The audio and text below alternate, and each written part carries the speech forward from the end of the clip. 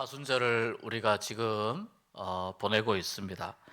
사순절은 부활절 전에 주일을 빼고 날짜를 거꾸로 계산을 해가지고 월요일부터 토요일까지 평일을 40일을 계산을 하게 됩니다. 그러니까 그렇게 계산을 하면은 항상 사순절의 시작은 이제 수요일이 됩니다.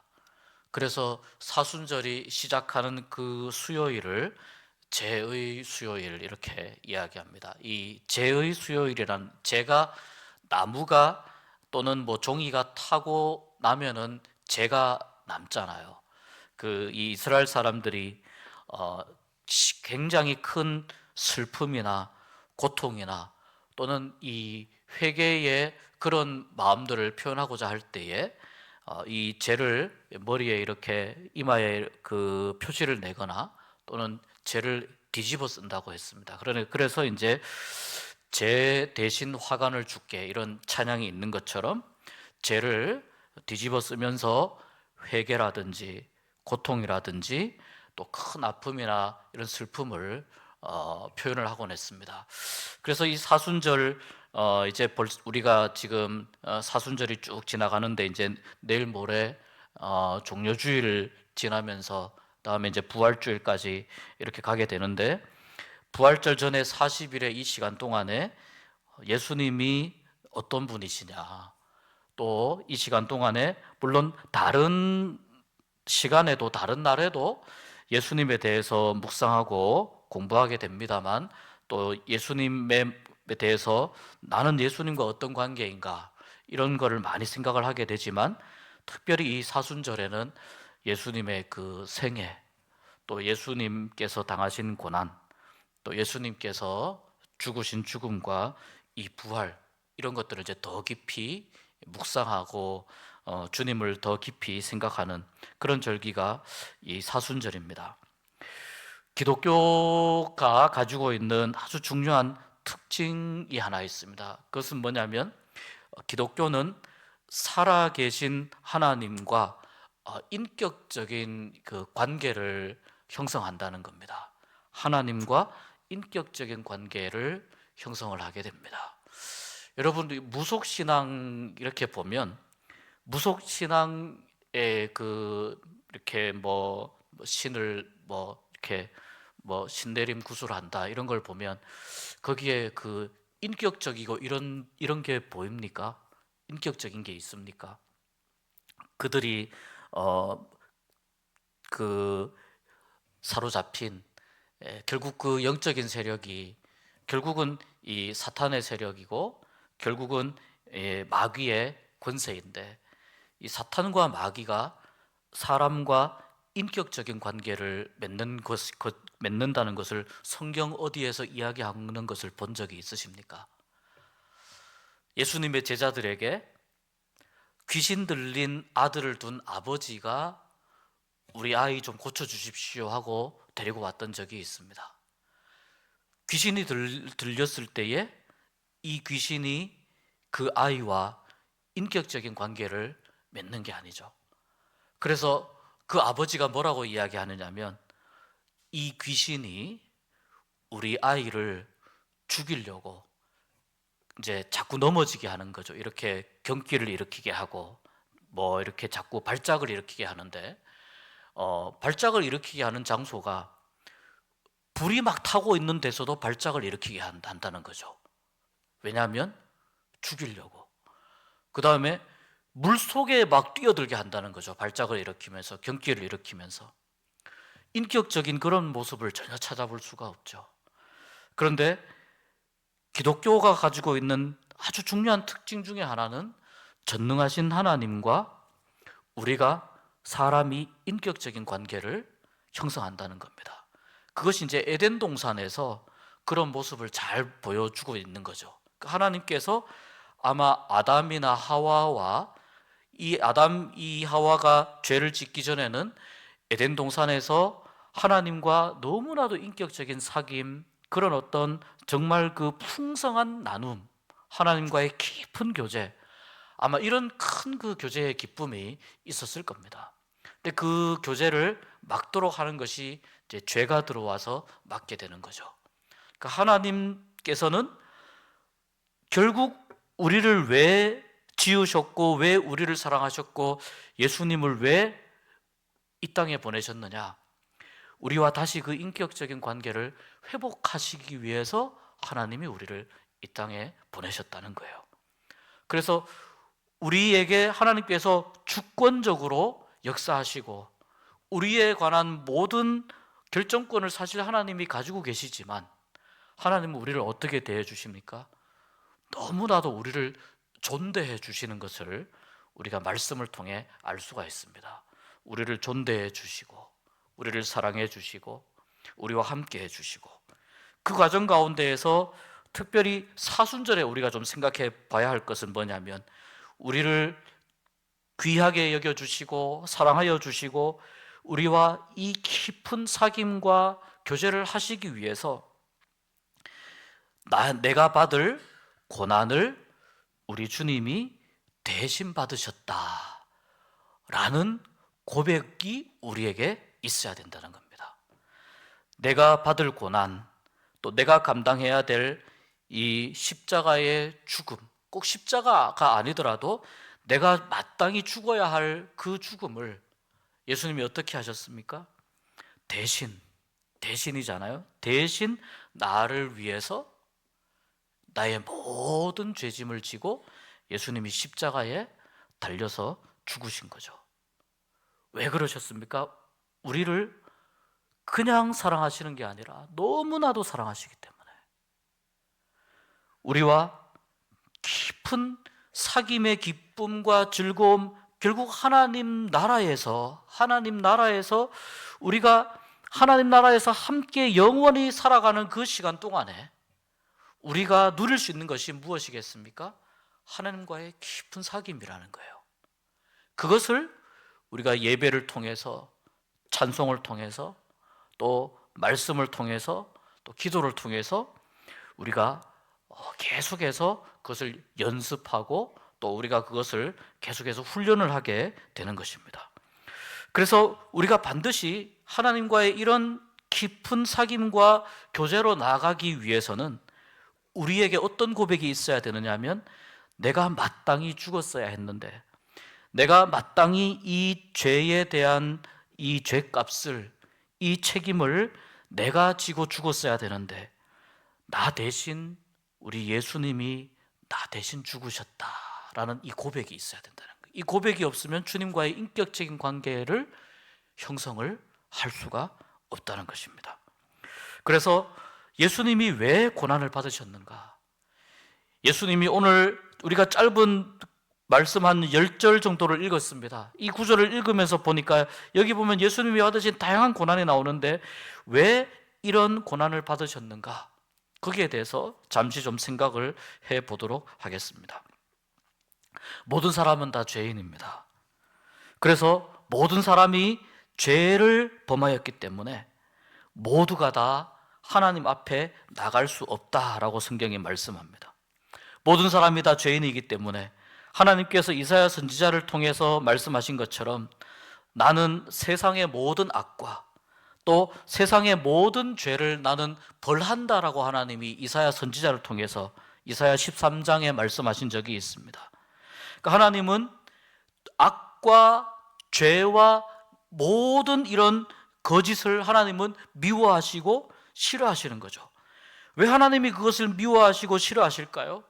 죄에 대해서 왜 반드시 형벌이라고 하는 책임이 따라야 될까요? 그것은 하나님께서 가지고 계신 그 공의로우심 때문에 그래요. 하나님께서 가지고 계신 정의로우심 때문에. 그래서 하와에게, 아담에게 저 선악과의 열매를 따먹는 날에 너희들이 반드시 죽는다라고 말씀하신 것은 하나님의 공의가 가장 잘 나타난 부분 중에 하나예요.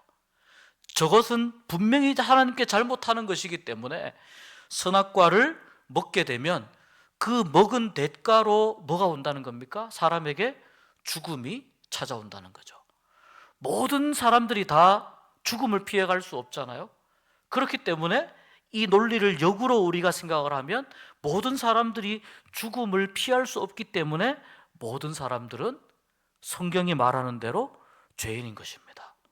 그러니까 내가 마땅히 죽었어야 되는 그 자리였다는 겁니다. 십자가에 내가 죽었어야 되는 그 자리고, 만약에 하나님께서 이 죄의 문제를 그냥 내버려 두시고 죄를 하나님께서 벌하지 아니하시면 결국 하나님은 어떤 분이 되시냐면은 의로움과 선한 것을 하나님이 싫어하시는 분이 돼버립니다.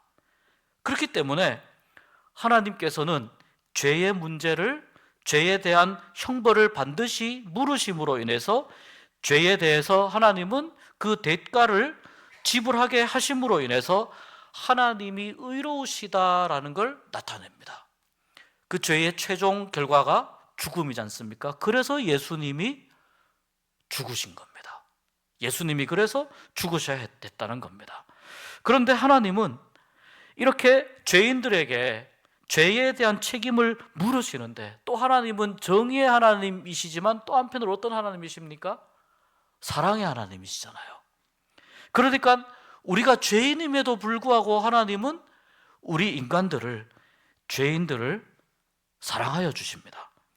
그런데 모든 인간이 다 죄인이기 때문에 인간이 아무리 애를 쓰고 노력을 해도, 사람이 아무리 발버둥 쳐도 하나님께 나아갈 수 있는 통로가 막혀 있다는 것이 성경이 우리에게 가르쳐주는 인간의 현실입니다.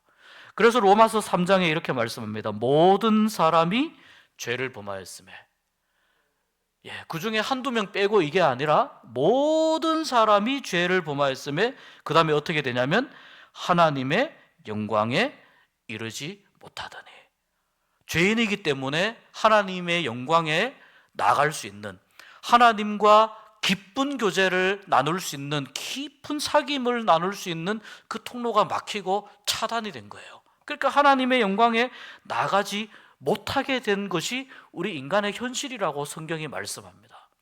그런데 로마서 3장, 제가 방금 23절 읽었는데 24절에는 이렇게 말씀합니다. 그리스도 예수 안에 있는 속량으로 말미암아 하나님의 은혜로 값없이 의롭다 하심을 얻은 자 되었느니라. 누가 이 죄를 속량해 주셨다는 거예요? 그리스도 예수 안에 죄의 속량이 있다는 거예요. 이것은 곧 뭐라는 겁니까? 하나님의 은혜라는 겁니다. 이것을 돈을 주고 살 수 있는 것이 아니라는 겁니다. 아무리 많은 돈을 준다고 하더라도 우리가 우리의 목숨을, 생명을 살 수가 있습니까? 우리의 목숨을 지금 보통 이제 한 100세, 120세 시대라고 이야기하지만 우리가 막 200세, 300세까지 우리가 가지고 있는 모든 재산을 다 투자하면 우리가 그렇게 생명을 살 수 있습니까? 불가능하죠. 왜 그렇습니까? 모두가 다 죄인이고 생명은 돈으로 살 수 있는 게 아니기 때문이죠. 그래서 예수님께서 우리의 죄를 씻어 주심으로 말미암아 이것이 곧 하나님의 은혜이고 이것이 곧 하나님의 사랑이고, 이 하나님의 은혜와 사랑으로 인해서 아무리 많은 돈을 들여도 우리의 생명을 살 수 없었는데 그것을 구원받게 하나님이 은혜를 베풀어 주셨다는 겁니다. 그만큼 하나님이 우리를 어떻게 하셨다는 겁니까? 사랑하셨다는 거죠. 그래서 여러분, 십자가는 정의의 하나님, 사랑의 하나님이 가장 분명하게 드러나는 곳이 바로 십자가입니다. 죄에 대해서 누군가는 이 죄에 대한 책임을 지고 대가를 치러야 되는데, 죄에 대해서 조금이라도 죄의 영향을 받은 사람은 그 대가와 책임을 질 수가 없기 때문에 아무 죄도 없으신 예수님이 인간의 몸으로 이 땅에 오셨고, 그래서 인간의 몸으로 오신 예수님께서 죽음을 십자가에서 경험하심으로 인해서 하나님의, 정의의 하나님의 그 선언이, 모든 죄의 형벌이 예수님이 다 받아주심으로 말미암아 모든 죄를 통한 형벌을 우리가 받지 않아도 되었다는 겁니다. 그래서 하나님의 이 정의의 부분과 모든 죄를 다 지고 십자가에서 죽으셨기 때문에 죽기까지 사랑하신 하나님의 크신 사랑이 예수님이 십자가에서 드러납니다. 그래서 이 십자가는 정의의 하나님과 사랑의 하나님이 가장 분명하게 나타나는 곳이 바로 십자가입니다. 오늘 말씀을 좀 살펴보면은 예수님께서 이 십자가를 이제 짊어지고 가십니다. 오늘 우리가 26절부터 읽었습니다. 26절 보니까 바라바를 놓아주고 예수님을 어떻게 합니까? 이제 채찍질하고 십자가에 못 박히게 내어주게 되는 거죠. 우리가 채찍으로 맞아야 될 그 모든 채찍질을 예수님께서 대신 온몸으로 채찍질을 다 맞으셨다는 거예요.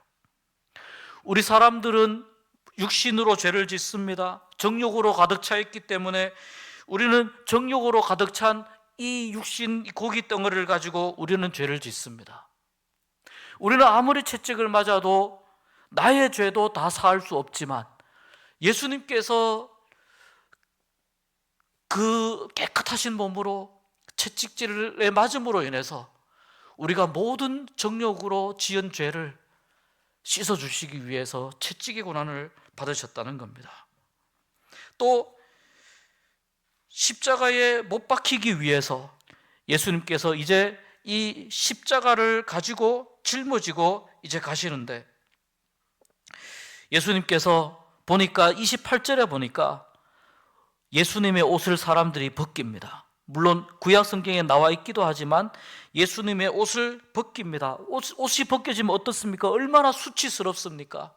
만왕의 왕이시고 모든 것의 주인이신 전지전능하신 우리 성자 하나님께서 사람들 앞에 발가벗겨지게 된 거예요.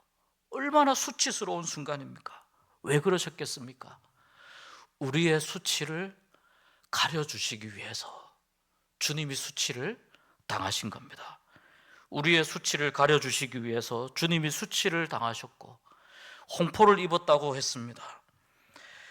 우리 스스로 높아지려고 하는 그 교만한 마음을 낮추게 하시기 위해서, 사람들은 저마다 높아지기 원하고 사람들은 다른 사람보다 더 위에 있기를 원하지만 우리 주님은 교만해지는 그러한 마음을, 우리 스스로 높아지고자 하는 그 마음을 씻어주시기 위해서 홍포를 입으시고 더 낮아지셨습니다.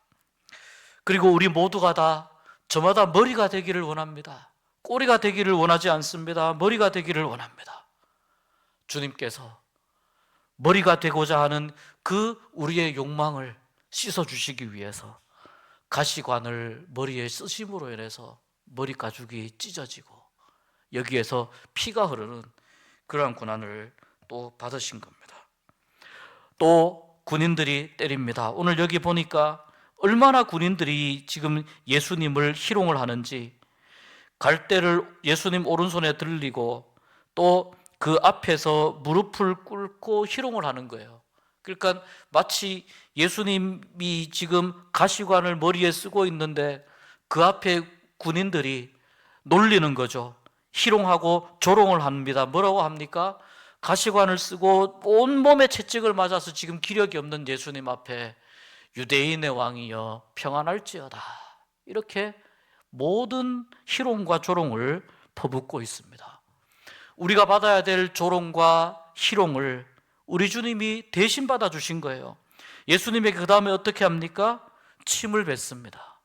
그리고 갈대를 빼앗아서 어떻게 합니까, 여러분? 저는 이 구절이 너무나 예수님께는 너무나 모멸스럽고 모욕적일 것 같은데, 예수님의 머리를, 갈대를 빼앗아 가지고 그 갈대로 예수님 머리를 때렸다고 합니다. 어떻게 피조물이 자기의 주인이신 성자 하나님의 머리를 그렇게 때릴 수가 있습니까? 그렇게 희롱을 다한 후 다시 홍포를 벗기고 십자가에 못 박으려고 이제 끌고 나가게 되죠. 그리고 골고다에 가서, 거기에 가서 이제 예수님이 너무나 지쳐 있고 피곤하니까 구레네 시몬에게 대신 십자가를 지워서 골고다까지 갔습니다. 그 언덕까지 갔습니다. 너무나 지쳐 있고 고통스러워하는 예수님에게 쓸개를 탄 포도주를 섞은 걸 예수님에게 주시는데, 이 쓸개를 탄 포도주가 약간의 그 마취 역할을, 마취제 성분이 있어서 고통을 좀 이렇게 감해준다고 합니다. 그래서 이 십자가형을 당하는 이러한 어떤 아주 고통스러운 죄수들에게 이것을 주었는데, 오늘 예수님이 어떻게 하시냐면 그것을 맛보시고 다시는 맛보시고 그것을 안 마셨다고 성경이 말씀하고 있습니다. 이 고통을 온몸으로 다 받으신 거죠. 그리고 예수님께서 십자가에 달려서 이제 죽음을 맞이하시게 되죠. 그 십자가는 내가 달려야 되는 곳이고, 나의 죄 때문에 내가 십자가에 올라가서 내가 죽어야 되는 자리인데, 나는 십자가를 외면하고 나는 십자가의 그 진실과 십자가의 진리를 애써 모르는 척하고 그렇게 내가 살고 싶은 대로 살고 싶은 그러한 욕망을 우리 주님께서 씻어주시기 위해서, 그 욕망이 아니라 그것보다 더 중요한 것이 바로 하나님의 은혜요 십자가의 속량이라는 것을 가르쳐 주시기 위해 예수님이 십자가에 달려 죽으신 것입니다. 오늘 26절부터 우리가 37절에 이 말씀을 쭉 읽었습니다. 그 외에도 얼마나 많은 십자가의 고난과 얼마나 많은 사람들로부터의 고난을 주님이 받으셨는지 모릅니다. 이러한 고난을 왜 받으셨습니까? 이 고난이 나와 어떤 의미가 있고 나와 어떤 관계가 있습니까? 우리가 주님 앞에 믿음으로 고백해야 됩니다. 내가 당해야 할 수치와 희롱과 조롱을 예수님이 대신 당하시고 대신 죽어주심으로 인해서 나를 살려주셨다고 하는 고백을 우리가 이 말씀을 통해서 할 수 있어야 될 줄 믿습니다. 여러분, 우리가 오늘 함께 찬양하고 기도하려고 합니다. 예수님의 십자가의 고난과 고통과 아픔을 오늘 조금 더 묵상하면서 기도하는 그런 시간이 되었으면 좋겠습니다. 그래서 예수님의 죽음이 나와 어떤 관계가 있는지, 내가 어떻게 하나님 앞에 나오게 되었는지, 어떻게 내가 하나님 앞에 은혜의 보좌 앞으로 내가 나올 수 있게 되었는지, 우리 주님의 이 십자가를 깊이 생각하면서 나를 대신해서, 나를 너무나도 사랑하셔서 나를 대신해서 당하신 주님의 이 고난에 감사하면서 나 때문에 지신 십자가, 나 때문에 당하신 예수님의 고난, 우리 주님 더 사랑하면서 살겠습니다. 주님의 은혜로 살아가도록 하겠습니다. 나에게는 오직 예수님밖에 없고 나는 오직 예수님뿐입니다. 오늘 이 찬양 함께 부르고 같이 기도하도록 하겠습니다.